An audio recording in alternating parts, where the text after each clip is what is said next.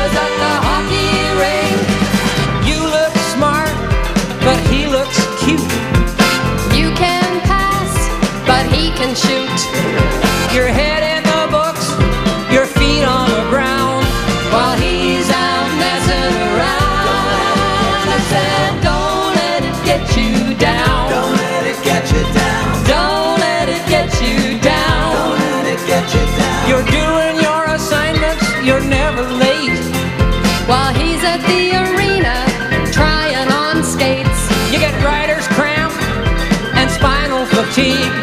While he's a superstar in the minor league, you get brains, but he gets tough. You can think, but he can bluff. You meet frustration as your life unfolds, but he keeps making his goals.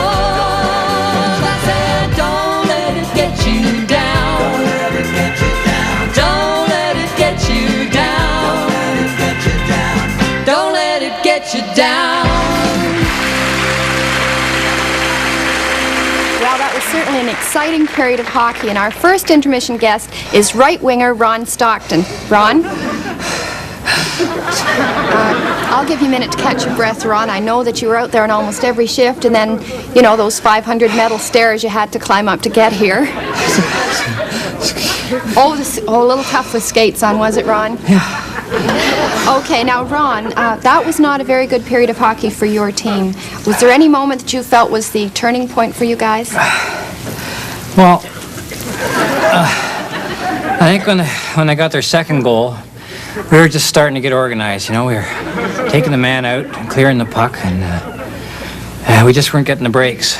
And then when they got their 8th goal, well, I figured it's not easy, but I think we can still come back. And then, geez, when I put that 23rd one in there, well, you can tell the guys are pretty disappointed. Yes, I guess so.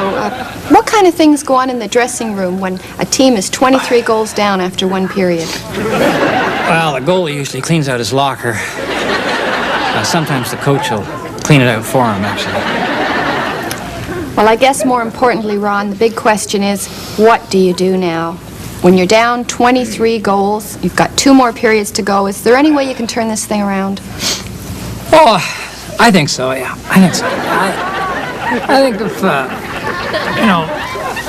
if we come out and play aggressive heads-up hockey, start taking the man out, clearing the puck, I think we're going to see some scoring. You know, it's not going to be easy. They're a good team. They're a good team. But I think so far they've had 14 or 15 lucky goals.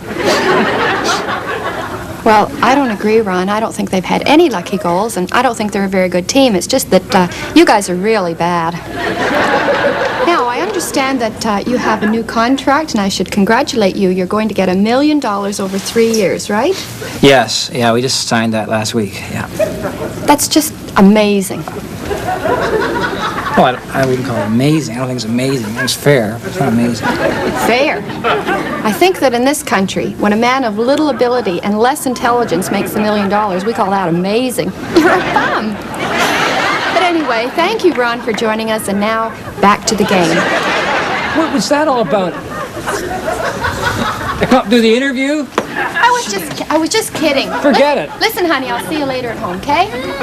Good stuff.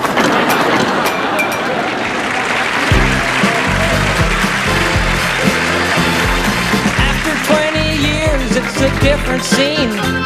He's finished playing hockey, now he's not so mean. Scars on his face,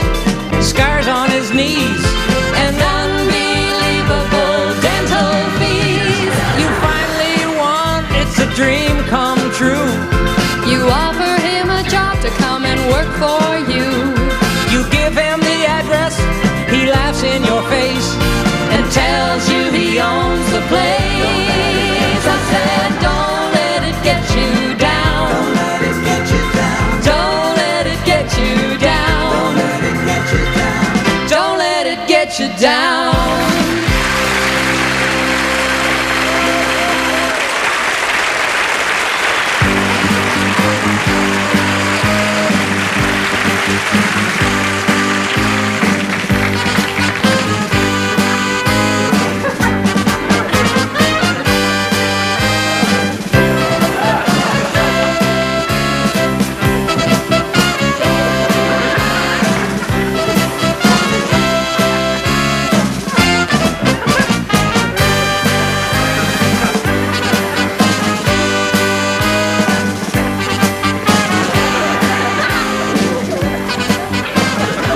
Go for it.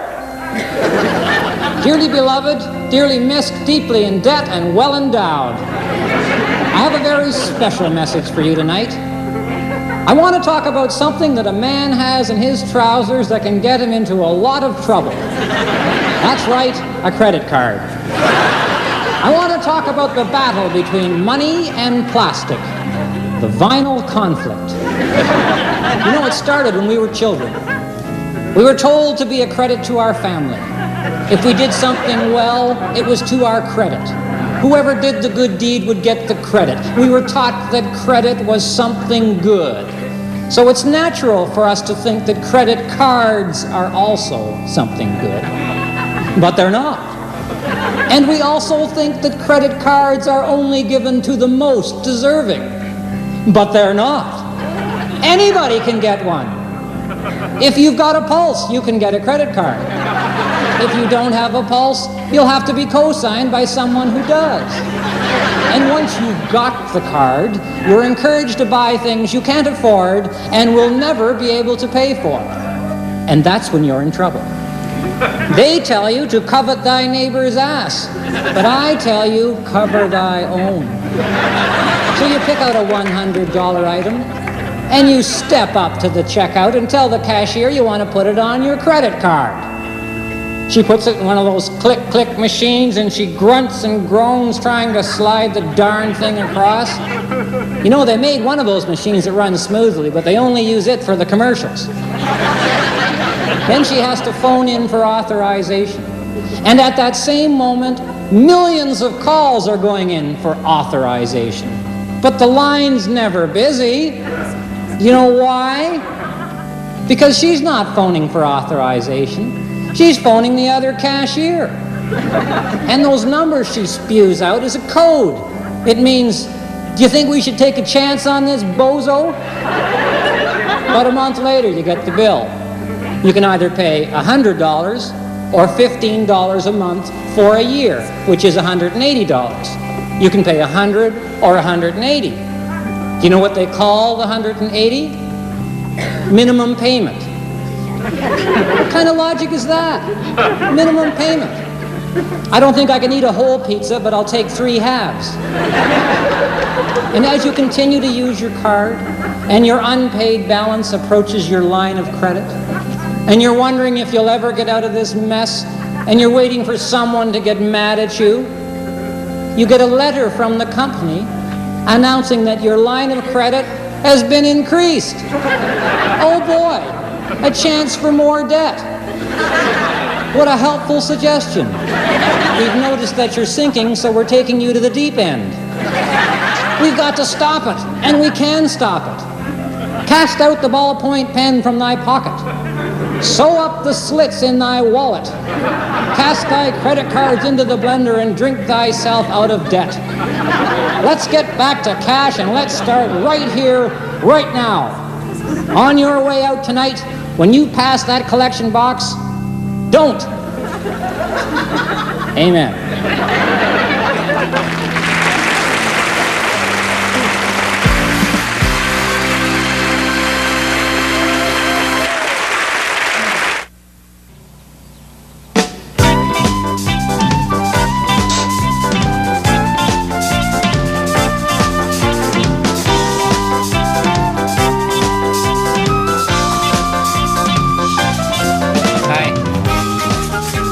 Look what I got. South American bullet bird. Bullet bird. No wings. You just throw it something. Look what I got. A letter. Yes. From Santa? No, Prince Edward Island. Ah, close enough. Dear friends, Oh, that's a little pushy. I am not usually given to writing letters to TV performers, but in your case, I definitely will. I want to thank you for the many half hours of enjoyment you've given me with your show. Isn't that nice? That's very nice. So many different songs, skits. Where do you get all those ideas? We steal them from NBC. As a rule. Where do we get all those ideas? Well, actually, our friends are afraid to visit us because if something goes wrong or you know, they say something, it's liable to be in the show the next time, and That's right. they're kind of paranoid about coming over to the house. A friend of ours lost his job last year, and he was That was funny, so. he was pretty upset about it, but we got a lot of material, you know, going to the personnel placement office. In fact, there's going to be a sketch on this year, or maybe it's been on already, I don't know, about getting a job. And so whatever happens, in fact, if things go well for us, we have nothing to write about. So it's better, you know, when you have a flat tire or a flat car or a flat head. Flat head, I think I get more material out of my own flat head than I would ever out of a flat tire. Oh, well, that was a good question, What was though. that lady's name? Thelma Hancock. Thelma Hancock from PEI. That wouldn't be Yes. the Thelma Hancock. Oh, probably is, yeah. What- Yeah, Murray River. Murray River. Yeah, yeah. Our show isn't in Murray River. Are you sure you're not watching Ronnie Prophet or something? We thank you for your letter, Thelma. Thelma. And if there's anyone else out there other than Thelma who'd like to ask us a question, not this question, of course, but any other question, then just be sure to write to us, care of your station, and we'll get it. And we'll see you later, Thelma. Can I read Thelma's letter? Thank you.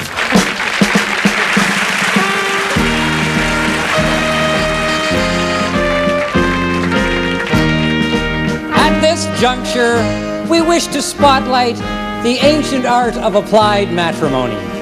A chance to take a purely speculative, behind-the-scenes look at the married life of famous people. And whom is our lucky couple this week, Morag? Our lucky couple this week, Steve, is Mr. and Mrs. General George Custer. Mr. and Mrs. General George Custer.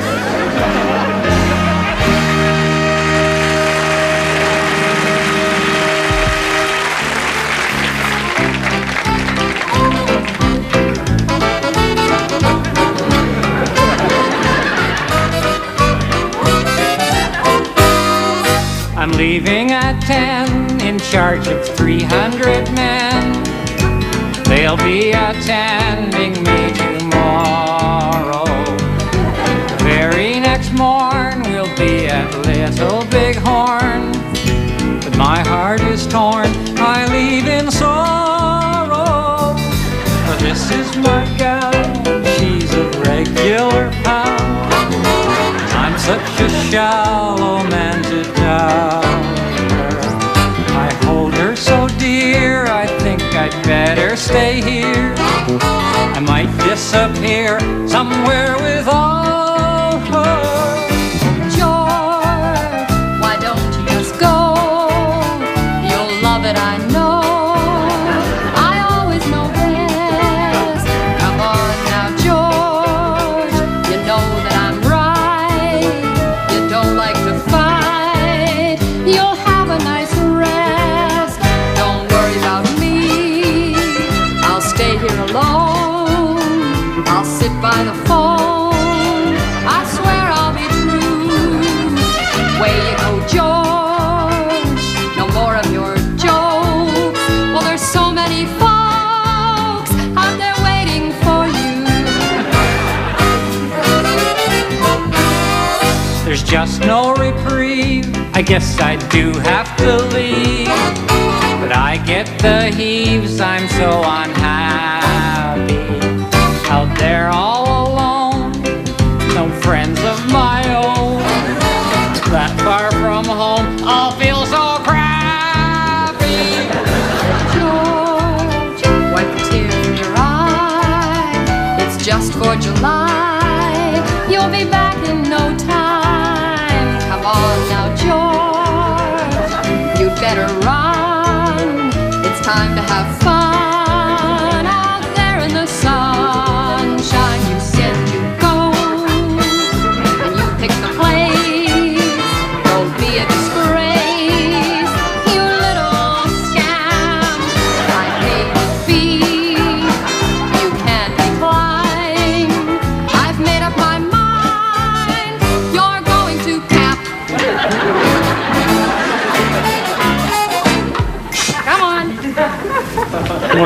Chip.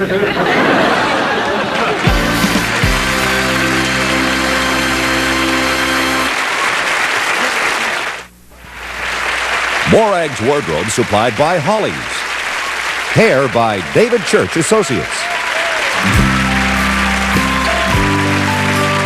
Springtime in Canada, the weather grows meek.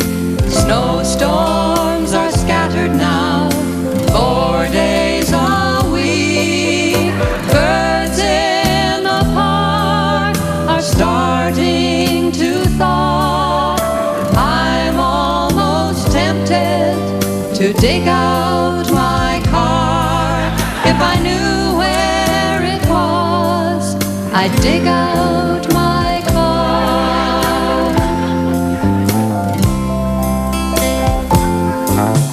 Springtime in Canada, the power's back on. The glacier's receding now and taking my lawn.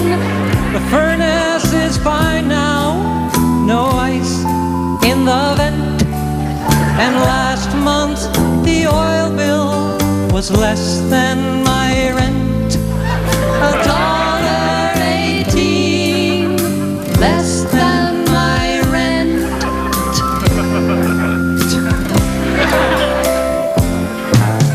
Springtime in Canada, no more strep throat. Today when I dressed myself, I just wore one coat. One hat, one scarf, I might have died. Maybe tomorrow I'll venture outside. If I stay near the buildings, I might go outside.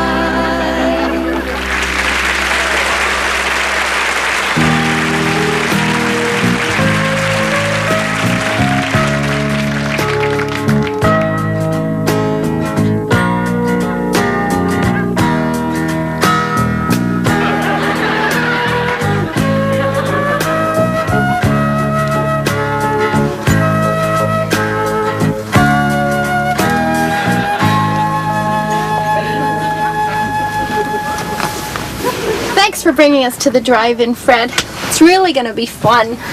Well, what the heck, Helen? Just because we're parents doesn't mean we can't enjoy ourselves. You okay back there, kids? I got some popcorn here.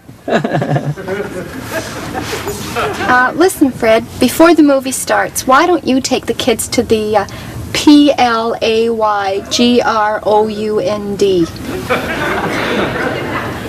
No, Tony, we're not going to the playground.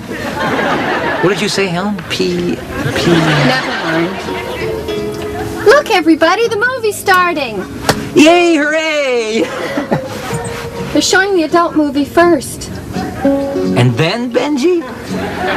Guess so. What are we going to do, Fred? I'll handle it, Helen. All right, kids, go to sleep. That's what I said, go to sleep. Do you want to turn the speaker off, Helen? Thanks a lot. Lie down, close your eyes. Mary will get the popcorn out of your pajamas in the morning, all right? Well, Tony, if you're too hot, open your window. Yeah. Yes, Mary, you can open your window too. Now go to sleep. Go. What's happened so far? How should I know? You made me turn the speaker off. Well, just till the kids go to sleep. Will you give me a break? I'll give you a break. Quiet, Helen. Oh, shut up!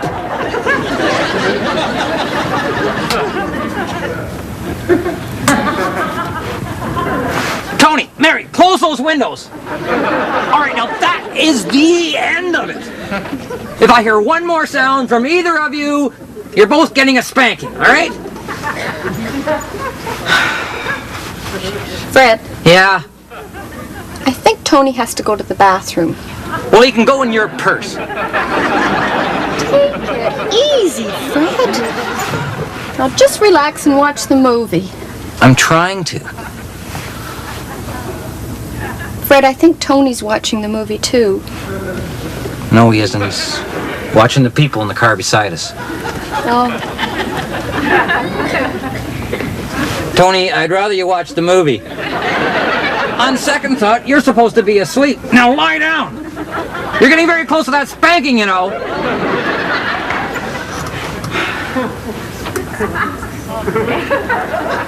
don't stare, Fred. It's disgusting, Helen. Why don't you give them a spanking? Most of them are already getting one. Fred? Yeah.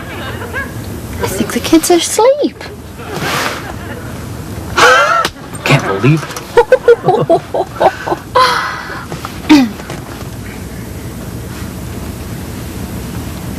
Fred, Huh? there's a small person standing behind me. Me too. What are we going to do, Fred? Would you mind if I went and sat in another car? I know what we're going to do, Fred. What are we going to do, Helen? You're going to go to the snack bar. You're going to get peanuts, popcorn, hot dogs, taffy, licorice, and 500 napkins. And then when you come back, we're going to bring the kids up to the front. They're going to play with the wipers and the radio and the lights and the horn, especially the horn. They're going to play with the horn, Fred, and you are going to enjoy it. And why am I going to enjoy that, Helen? Because, Fred, you will know that we are never going to do this again. Well, you got yourself a deal, Helen.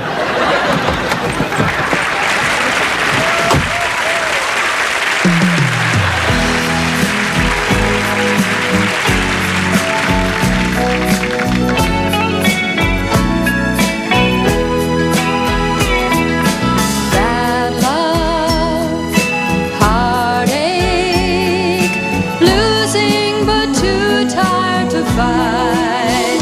But if you take care of someone who loves you, then everything will turn out right. If you take care of someone who loves you, then everything will turn out right. Good night, everybody.